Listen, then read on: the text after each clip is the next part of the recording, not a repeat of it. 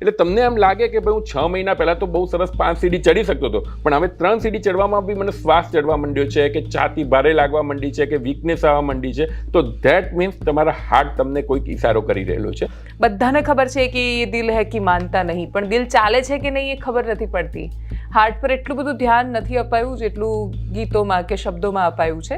દુનિયાની અંદર હજુ સુધી એન્જિયોગ્રાફીને પ્રાઇમરી ઇન્વેસ્ટિગેશન તરીકે ક્યાં સ્વીકારવામાં આવ્યું નથી કે 100 માણસો હોય જેને સ્ટેબલ એન્જાઇના એટલે કે ચાલતી વખતે દુખાવો થતો હોય, ગભરામણ થતો હોય, કે શ્વાસ ચડતો એટલે કે હાર્ટના લક્ષણ હોય, એમાંથી 80 માણસને બાયપાસ સર્જરી કે સ્ટેન્ટની જરૂર જ નથી. જાડી ચામડીના જ બનવામાં કંઈ ખરાબી નથી. આપણા વગર બી દુનિયા ચાલતી હતી, આપણા વગર બી દુનિયા ચાલવાની છે. જે તમે તમારું કામ છે પતાવીને બાય બાય કરીને નીકળી જવાનું છે. બહુ વધુ પડતું વિચારશો તો અલ્ટિમેટલી આના જવાબ આપવાનો છે.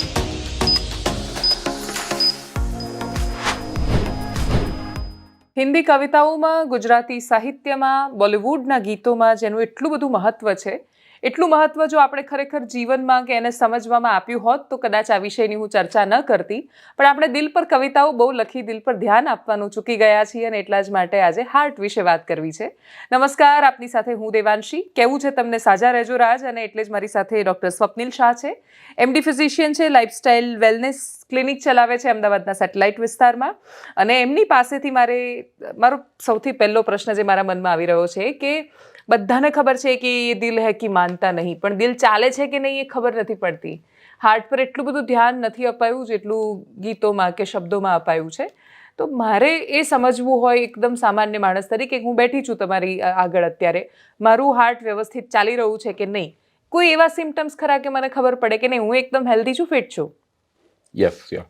હવે આમાં બેઝિકલી હાર્ટ જે આપણું છે, તમે બહુ સરસ આ કવિતા કરી, અને અમારો તો આ સબ્જેક્ટ નથી, પણ અમે તમે જે કવિતા કરી છે એની જોડે એવરી ડે અમારે એવા પેશન્ટનો પનારો પડે છે. પનારો પડે છે ઇન ધ સેન્સ અમારા ત્યાં જે રોજની ઓપીડી થતી હોય એમાં 60-70% દેવાંશીબેન એવા પેશન્ટ આવે છે ખરેખર જેને કોઈ લક્ષણ જ નથી. એ લોકોના મગજમાં જે ડર ભરાયેલો હોય છે, કોઈકના ફેમિલીમાં કોઈને હાર્ટ રિલેટેડ તકલીફ થઈ અને એના પછી જે મગજમાં ભરાયો હોય છે, અમે જોઈએ છીએ કે 4-5 જણા એક સાથે આવીને હેલ્થ ચેકઅપ કરાઈ જાય છે. સો બેઝિકલી હાઈએસ્ટ જે હું એઝ અ ડોક્ટર તરીકે જોઉં છું એવા પેશન્ટો જોઉં છું જેને કંઈ છે જ નહીં, જેને મારે ખાલી કહેવાનું છે તમને કશું છે નહીં, પણ એ કઈ રીતે ખબર પડે? એના માટે અમુક રિપોર્ટ્સ હોય છે કે જેવી રીતે બ્લડ રિપોર્ટ્સ હોય છે, કાર્ડિયોગ્રામ હોય છે, ઇકો હોય છે, TMT હોય છે. આ બધા ટેસ્ટ એવા છે કે જે તમારા શરીરને અંદરથી નહીં ખાલી બહારથી નક્કી થાય છે. પણ અમુક વખતે દેવાંશીબેન શું થાય છે કે આપણા ત્યાં એક પૈસાનો જે થોડુંક જે રૂઆબ આવી જાય છે, અથવા તો જે મગજમાં ચડી જાય છે કે ચલો ને યાર જઈને એન્જિયોગ્રાફી કરાવી દઈએ, CT એન્જિયોગ્રાફી કરાવી દઈએ, કે આપણા હાર્ટની અંદર કંઈ છે નહીં, ડાય નાખીને મારે તો નક્કી કરી લેવું છે. હવે લોકોને ખબર નથી પડતી કે આ અનનેસેસરી ખાલી બીકના લીધે અથવા તો ખાલી તમારા હાર્ટ બરાબર ચાલે છે કે નહીં એના લીધે આ બધા જે ટેસ્ટ કરાવે છે એના ફાયદા કરતાં ગેરફાયદા વધુ છે.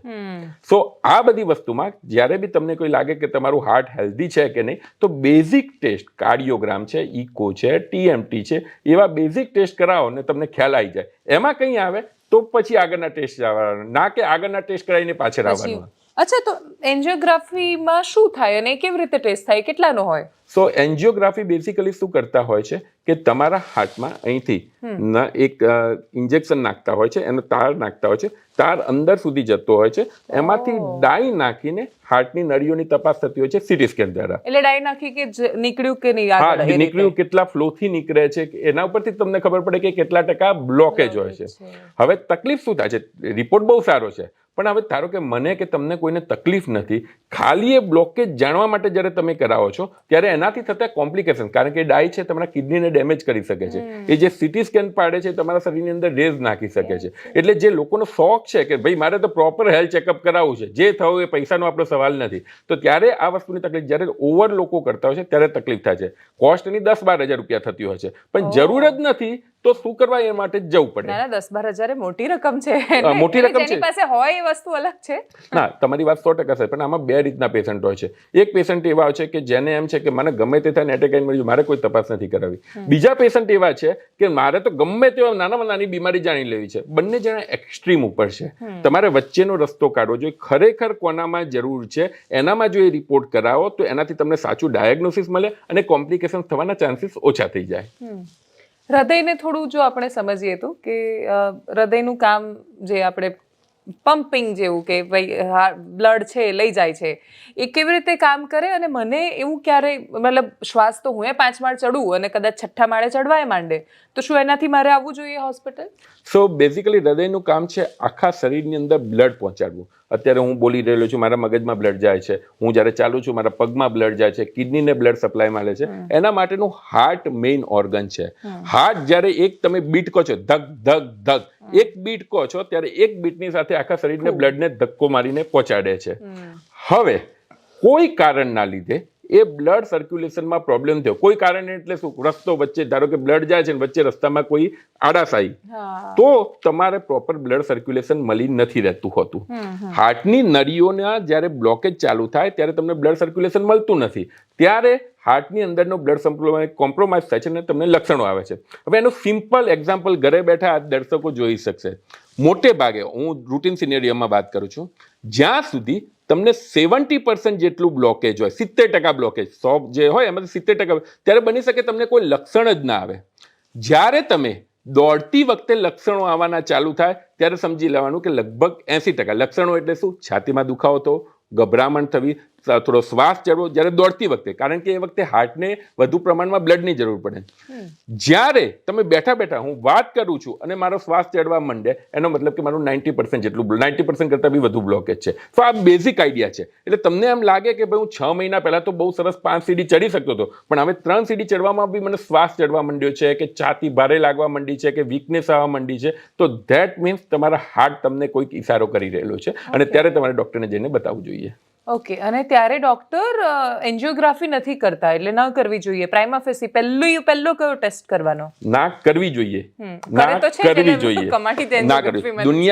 દુનિયાની અંદર હજુ સુધી એન્જિયોગ્રાફીને પ્રાઇમરી ઇન્વેસ્ટિગેશન તરીકે ક્યાં સ્વીકારવામાં આવ્યું નથી. પણ અનફોર્ચ્યુનેટલી અમુક લોકો બીકના મારે એન્જિયોગ્રાફી કરાવે છે. શું થવું જોઈએ? પહેલાં તો પેશન્ટ ડૉક્ટરને બતાવે, એના પછી જે ડૉક્ટરની જે એમને જે લાગે લક્ષણો એ પ્રમાણે કાર્ડિયોગ્રામ એટલે હૃદયની છાતીની પટ્ટી જે કહેવાય, ઇસીજી, એના પછી ટ્રેડમિલ ટેસ્ટ મશીન ઉપર ચલાવે છે અને જોડે જોડે ઇસીજી તમારે બાંધી રહે છે અને એની અંદર શું આવે છે એ ટેસ્ટ થતું હોય છે. અને ત્રીજું ઇકો, હાર્ટની સોનોગ્રાફી. આ 3 બેઝિક ટેસ્ટ છે. એના ઉપર લાગે પછી એન્જિયોગ્રાફીમાં જવું પડે. ના કે તારે લક્ષણો આવ્યા ને ચલો રાત્રે જઈને સુઈ ગયા કાલે એન્જિયોગ્રાફી કરીને આપણું હાર્ટ ચેક છે કે નહીં એ જાણી લઈએ.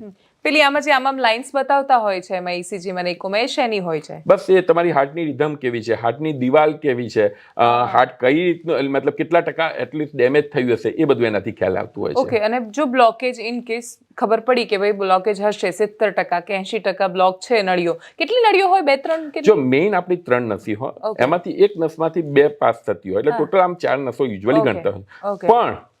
પણ દરેકના હાર્ટની અંદર કરોડોની સંખ્યામાં નાની નાની નસો હોય છે, કોલેટરલ્સ કહેવાય છે. ભગવાને તમને એટલી બધી નસો સાથે આપેલા છે પણ આપણે એનો પ્રોપર ઉપયોગ નથી કરતા, એના લીધે સુસુપ્ત અવસ્થામાં પડી છે. દેવાંશીબેન, તમને નવાઈ લાગશે કે ઘણી વખત અમારા ત્યાં એવા પેશન્ટ આવતા હોય, ત્રણેય જે આપણે કહીએ 3 કે 4, 100% હાર્ટની નસો બ્લોક હોય, 100% બ્લોક હોય, 100% બ્લોક હોય છતાં બી પેશન્ટને એક તકલીફ ના થતી હોય, આખો પાલીતાણાનો ડુંગર ચડતા હોય. કેમ? કારણ કે એનું કોલેટરલ સપ્લાય એટલો સ્ટ્રોંગ થઈ ગયેલો છે. સિમ્પલ ભાષામાં સમજાવું તો મેઇન હાઈવે બંધ હોય, મારે અહીંથી જવું છે મહેસાણા, હાઈવે બંધ છે, કોઈ મેળો જામેલો છે, હું ઇન્ટરનલ રસ્તાથી જઉં, એને આપણે બાયપાસ કહીએ છીએ. તો ભગવાને નેચરલ બાયપાસ તમારા આપેલો જ છે. જ્યારે બ્લોકેજ ગ્રેજ્યુઅલી થવા માંડે ત્યારે એ બ્લોકેજ એક નેચરલ નવો રસ્તો ખુલવા માંડતો હોય છે, એ નેચરલ બાયપાસ કહેવાય. તો જો તમારામાં બ્લોકેજ હોય અને છતાં બી તમને કોઈ લક્ષણો નથી, મતલબ કે તમારો એ નેચરલ બાયપાસ થઈ ગયેલો છે, તો એવા કેસીસની અંદર બીજી કઈ મોટી બાયપાસ કે સ્ટેન્ટનો બહુ એક્સ્ટ્રા રોલ હોતો નથી. ઓકે. અને હવે સામાન્ય રીતે તો એવું થાય છે કે થોડું એ બ્લોક છે એટલે તમારી એન્જિયોપ્લાસ્ટી થઈ જ જાય છે અને તમારા બ્લોક નીકળી જ જાય છે અને સ્ટેન્ટ મુકાઈ જ જાય છે. તો આના સિવાય શું રસ્તો નથી હોતો કોઈ? સો બેઝિકલી જે તમે કીધું છે અમુક કેસીસમાં સાચું હોય છે કે અનનેસેસરી એન્જિયોપ્લાસ્ટી થતી હશે. હું જે આ ફિગર આપું છું યાદ રાખજો, ઘણા બધા ડૉક્ટર્સ ફ્રેન્ડ્સ મારી જોડે સહમત બી થશે કે 100 માણસો હોય જેને સ્ટેબલ એન્જાઇના એટલે કે ચાલતી વખતે દુખાવો થતો હોય, ગભરામણ થતો હોય કે શ્વાસ ચડતો એટલે કે હાર્ટના લક્ષણો હોય, એમાંથી 80 માણસને બાયપાસ સર્જરી કે સ્ટેન્ટની જરૂર જ નથી. એવા ટ્રાયલ થયેલા છે, કરેજ ટ્રાયલ, ઇસ્કેમિયા ટ્રાયલ, જેમાં 5,000 પેશન્ટને લીધેલા હોય, બધાને એ લોકો એન્જિયોગ્રાફી કરી, જે તમને ખ્યાલ છે. એન્જિયોગ્રાફી કર્યા પછી 2500 પેશન્ટને એમને સાઈડમાં કર્યા કે ભાઈ તમારામાં અમે સ્ટેન્ટ નાખ્યા છે. 2500માં ખરેખર સ્ટેન્ટ નતા નાખ્યા, છતાં બી કીધું કે તમારામાં સ્ટેન્ટ નાખ્યા છે. એ લોકોનો 10-15 વર્ષ સુધી સ્ટડી થયો અને એના પછીનો જે રિઝલ્ટ આવ્યું એ ચોંકાવનારું હતું કે ભાઈ જે સ્ટેન્ટ છે એનાથી જિંદગીની 1 સેકન્ડ વધતી નથી સ્ટેબલ એન્જાઇના વાળા પેશન્ટ. એ ખાલી તમારા લક્ષણો વાળા હાથ કરે. લક્ષણો એટલે શું? મને માથું દુખે છે, મેં પેરાસિટામોલ લીધી, લક્ષણો મટી ગયા. તમને દુખાવો થાય છે, તમે સ્ટેન્ટ મુકાયો, લક્ષણો મટી ગયા. લાઈફની 1 સેકન્ડ સ્ટેબલ એન્જાઇના વાળા પેશન્ટમાં વધતી નથી. તો આવા કેસીસની અંદર જો તમારી બીજી કોઈ રીતે, એટલે અમુક લાઇફસ્ટાઇલ મોડિફિકેશનથી, દવાઓથી, કે અમુક એવી ટ્રીટમેન્ટ આવે છે, ECP ટ્રીટમેન્ટ, ESMR ટ્રીટમેન્ટ, કે જે હાર્ટની નાની નાની નસો ખોલી દે છે, જો એનાથી તમને સિમ્પ્ટોમેટિક રિલીફ મળતું હોય તો સ્ટેન્ટ કે બાયપાસનો આવા કેસીસની અંદર કોઈ એક્સ્ટ્રા રોલ નથી. નસ ખોલવાની દવા હોય છે કોઈ? નસ ખોલવાની દવા હોય છે, પણ એ ઇમરજન્સી કન્ડિશનમાં. હવે આમાં જ્યારે છે ને, એટલે તમને ખબર હોય તો આમ બતાવતા હોઈએ તો આપણે આંગળી ઉપર ધ્યાન હોય, એમાં ધ્યાન ના જાય. એટલે હું જ્યારે આમ કહું છું બાયપાસ કે સ્ટેન્ટ, ત્યારે તમે બાજુમાં બેઠેલા કહેશે મેં નતું કીધું કે સ્ટેન્ટ બાયપાસ ગપ્પા હોય છે, એવું નથી હોતું. સ્ટેન્ટનો પોતાનો રોલ છે. જ્યારે કોઈને ચાલુ એટેક હોય, જ્યારે કે કોઈને લક્ષણો ચાલુ હોય, એના પહેલા 4 થી 6 કલાક ગોલ્ડન પીરિયડ કહેવાય. ગોલ્ડન પીરિયડ એટલે શું? એ વખતે તમારા હાર્ટની અંદર બ્લોકેજ આવે છે, તમારું હાર્ટ તડફડિયા મારે છે. હવે એ વખતે તમે કાં તો એવી દવા આપી જે લોહી પાતળું કરવાની દવા હોય છે, અથવા તો એમાં સ્ટેન્ટ મૂકી દીધો તો એ માણસની જિંદગી બચાવે છે.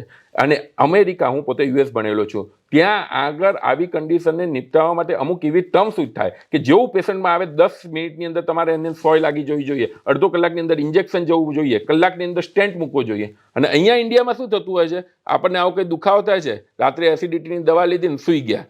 આ તો દુખાવો કઈ થાય છે, આપણને મગજમાં એમ વિચાર આવે કે અત્યારે ડૉક્ટર જોડે જઈશું ને 500 રૂપિયા ECG ના આપવા પડશે. સો બેઝિકલી એ તફાવત તમારે સમજવું જરૂર છે. ઇમરજન્સી શું છે અને પ્લાન્ડ શું છે. ઇમરજન્સીમાં હંમેશા હોસ્પિટલમાં જવું જ જોઈએ, જરૂરી ઇન્જેક્શન કે એ કરાવવું જ જોઈએ. પ્લાન્ડ વસ્તુ છે, પ્લાન્ટ સ્ટેન્ટ કે પ્લાન્ટ બાયપાસમાં કોઈ એવું ગભરાવાની જરૂર નથી હોતી. પણ શું ત્યાં એવા સ્કેમ થાય છે કે જરૂર ના હોય ને સ્ટેન્ટ મૂકી દીધા હોય? જો જાણકારી માટે પૂછી રહી છું. આમાં શું છે કે સ્કેમ દરેક જગ્યાએ જ્યાં માણસ હોવાના ત્યાં સ્કેમ હોવાના. કદાચ એના એલ્ટિટ્યુડ અલગ હશે, પણ બધી જગ્યાએ થવાનું જ છે. ઘણું બધું ઉપર નીચે થતું હોય છે. પણ હું તમને દેવાંગીબેન બીજી બી એક વાત કહું, તમે નહીં માનો પણ જ્યારે બી આવું કંઈ થયું છે ને, ક્યારે ડૉક્ટર કોમ્યુનિટી આને સપોર્ટ નથી કરેલો.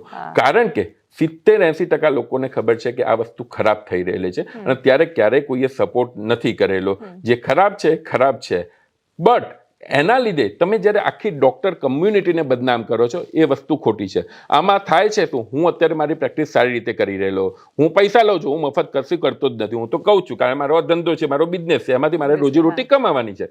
પણ હું જ્યારે મારા એથિક્સ સાથે કરતો હોઉં, પેશન્ટને સાચું માર્ગદર્શન આપતો હોઉં, ત્યાં સુધી એમાં કશું ખોટું નથી. પણ જ્યારે તમે દરેક ડૉક્ટર કમ્યુનિટીને એક સાથે આંકો છો, ડૉક્ટરો લૂંટે છે, ડૉક્ટરો આ કરે છે, ત્યારે જે સારા ડૉક્ટરને એમ થાય છે કે અમારો વાંક શું, અને એ મોરલ તૂટે. પછી એમને પેશન્ટ તરફ ઇનસેન્સિટિવ થઈ જાય છે કે અલ્ટિમેટલી બધું કર્યા પછી જો આ જ થવાનું હોય તો પછી પહેલેથી સ્વીકારીને જ ચાલો. અને એમાં નુકસાન સમાજને છે, ડૉક્ટરને નથી. કારણ કે જ્યારે મને ખબર છે કે દેવાંશીબેન મારી જોડે આવ્યા અને મારે એમના જોડે સેન્સિટિવિટી નથી એઝ એ ડૉક્ટર તરીકે, તો મારાથી જેટલું ખરાબ થશે એટલું હું કરવાનું છું. જો પેશન્ટ અને ડૉક્ટર રિલેશનમાં જો સેન્સિટિવિટીનું જતું રહ્યું, કારણ કે આ બધી વસ્તુ એવું છે કે તમારા ટ્રસ્ટ ઉપર જ અમારે રહેવાનું છે. તો બેઝિકલી હું સમાજને બી કહેવા માંગુ છું કે 2-5% લોકોના લીધે આખી કમ્યુનિટીને બદનામ ના કરો. વાત સાચી છે. આ તો, અને આ બીજું પછી જો તમે કોઈ ફરક નહીં રાખો, જે ખરાબ છે એની સરખામણી પેલાને મૂકી દેશો તો એ ક્યાં જશે? એસિડિટીનો ઉલ્લેખ થયો. પ્રોબ્લેમ એ છે કે લોકો એસિડિટીની દવા લઈને એટલે સૂઈ જાય છે કેમ કે એ કેવી રીતે એમને ખબર પડશે કે આ એસિડિટી છે કે પછી આ હાર્ટ એટેકના લક્ષણો છે? એમાં એ બળતરા થતી હશે, શું થતું હશે એ તો ખબર નહીં, જેને આવ્યો હોય એને જ ખબર. એબ્સોલ્યુટલી. હવે આપણે એમ માનીએ છીએ કે યુઝ્યુઅલી હાર્ટ એટેક આવે ને એટલે ડાબી બાજુ દુખે, બરાબર છે. હવે તમને જાણીને નવાઈ લાગશે 35% લોકોને જ લક્ષણો આવે છે, 65% તો સાયલેન્ટ હાર્ટ એટેક હોય છે, ખબર જ નથી પડતી. એમાં આવો એસિડિટીનો દુખાવો થતો હોય કે ખાલી બેક સાઈડ દુખાતું હોય કે દાંતમાં દુખાવો થતો હોય, એવા એટિપિકલ સિમ્પટોમ્સ હોય છે.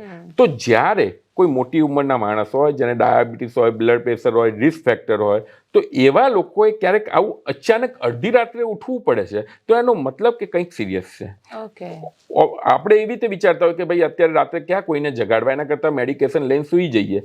પણ એ જે 4-6 કલાકના ગોલ્ડન પીરિયડ જતા રહે છે, એટલે જ્યારે બી તમને કંઈક વસ્તુ અનયુઝ્યુઅલ લાગે તો ઓબ્વિયસલી તમારે ત્યાં રૂટીન આજુબાજુની હોસ્પિટલમાં એક વખત કોન્ટેક્ટ કરવો જોઈએ, પ્રોપર અને ઇન્વેસ્ટિગેશનનો કોઈ ચાર્જ નથી, 300, 400, 500 રૂપિયા છે.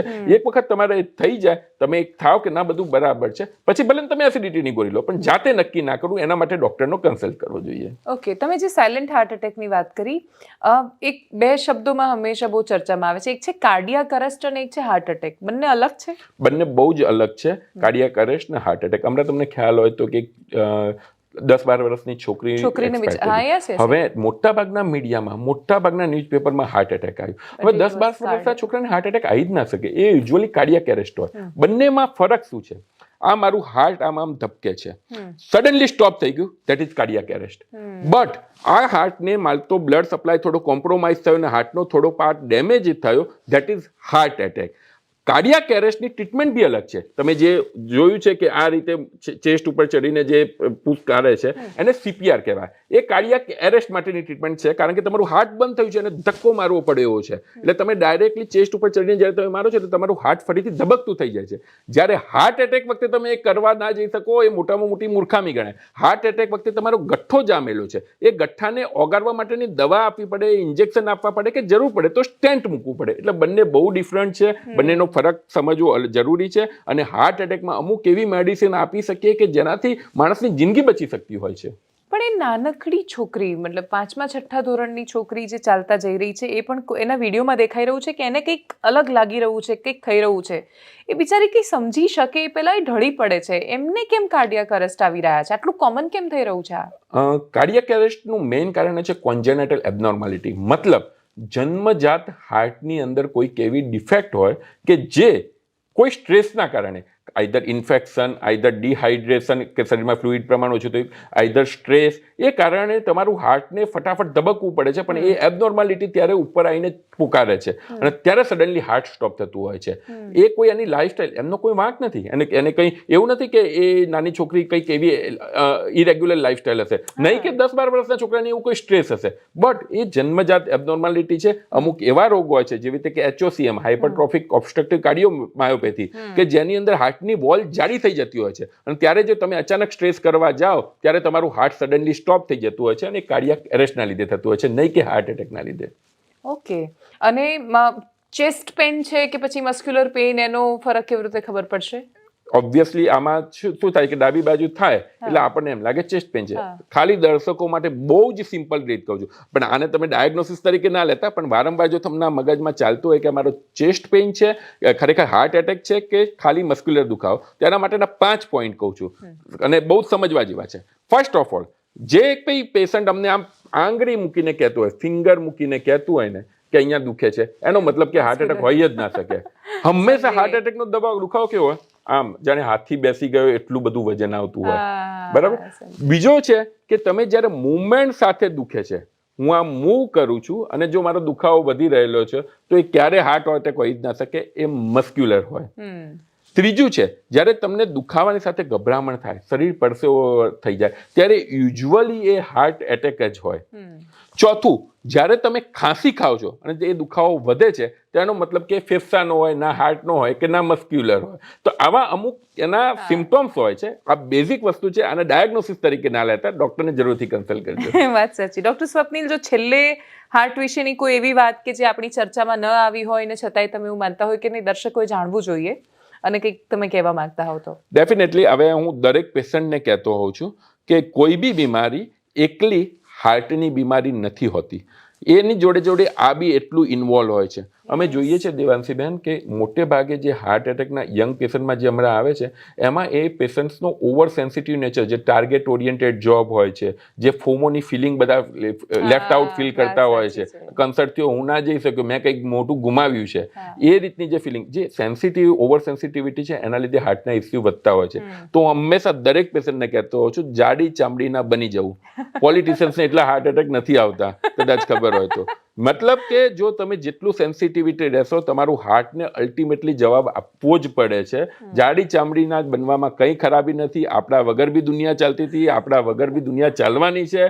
જે તમે તમારું કામ છે પતાવીને બાય બાય કરીને નીકળી જવાનું છે. બહુ વધુ પડતું વિચારશો તો અલ્ટિમેટલી આના જવાબ આપવાનો છે. Thank you so much doctor thank Swapnil you so for much. Joining us. Thank you. Thank you.